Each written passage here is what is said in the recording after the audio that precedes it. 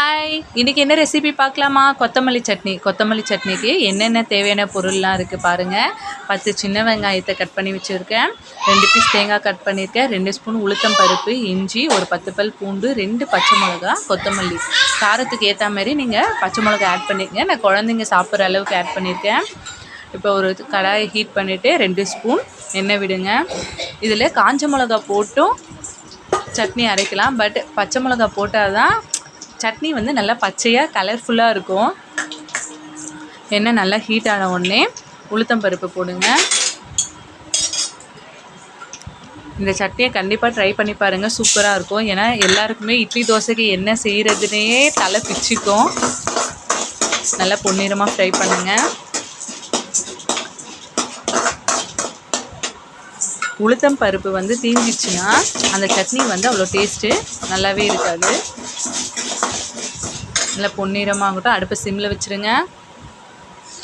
இப்போ கட் பண்ணி வச்ச இஞ்சி, பூண்டு, பச்சை மிளகாலாம் ஆட் பண்ணலாம். வதக்கிட்டு வெங்காயத்தை ஆட் பண்ணுங்கள்.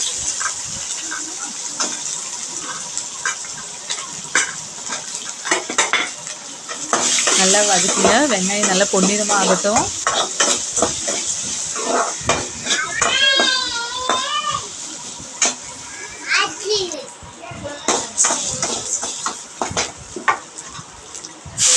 இப்போது கொத்தமல்லி போட்டு நல்லா வதக்குங்க. பார்க்கவே எவ்வளோ பச்சை பசேல்னு இருக்குது.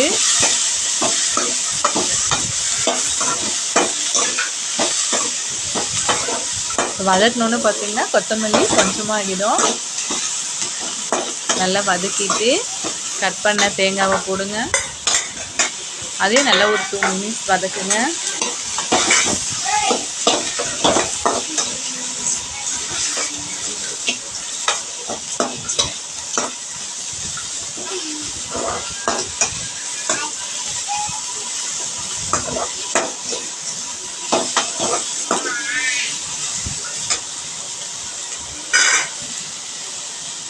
அடுப்பை ஆஃப் பண்ணிவிடுங்க.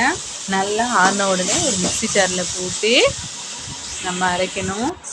எப்பயுமே நிறைய பேர் ரொம்ப மையாக அரைச்சிருவாங்க. கொஞ்சமாக கல்லுப்பு போட்டு தேவையான அளவு தண்ணி ஊற்றி இப்போ ஒரு ஃபைன் பேஸ்ட்டாக அரைச்சிக்கலாம். ரொம்ப மையாக அரைக்காதீங்க, சட்னி டேஸ்ட்டே நல்லா இருக்காது. இப்போ ஓப்பன் பண்ணி பார்க்கலாமா? பாருங்கள் எவ்வளோ கலர்ஃபுல்லாக இருக்குல்ல, பச்சை பசேல்னு. பாருங்கள் சட்னி எப்படி இருக்குதுன்னு சொல்லிவிட்டு. அவ்வளோதான், ஒரு பவுலுக்கு ட்ரான்ஸ்ஃபர் பண்ணிடலாம். இப்போ தாளிப்பு பார்க்கலாமா? கடுகு, சீரகம், கருவேப்பிலை எடுத்து வச்சுருக்கேன். கடாயை ஹீட் பண்ணிட்டேன். அதில் ஒரு 2 ஸ்பூன் எண்ணெய் விட்டுட்டேன். எண்ணெய் நல்லா ஹீட் ஆன உடனே கடுகு 1 ஸ்பூன். கடுகு பொரிஞ்ச உடனே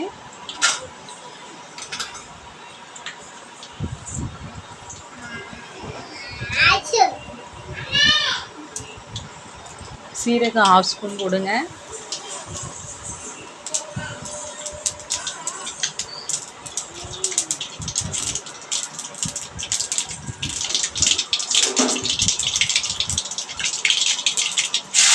கருவேப்பிலை போட்டுட்டு அடுப்பு ஆஃப் பண்ணிவிடுங்க. இப்போ நம்ம சட்னியில் தாளிப்பு ஊற்றியாச்சு. பாருங்கள் பார்க்கவே சூப்பராக இருக்குது. கண்டிப்பாக ட்ரை பண்ணுங்கள், டேஸ்ட்டும் சூப்பராக இருக்கும். மறக்காமல் சப்ஸ்கிரைப் பண்ணுங்கள், பெல் பட்டனை கிளிக் பண்ணுங்கள். தேங்க்யூ ஃபார் வாட்சிங். பாய்.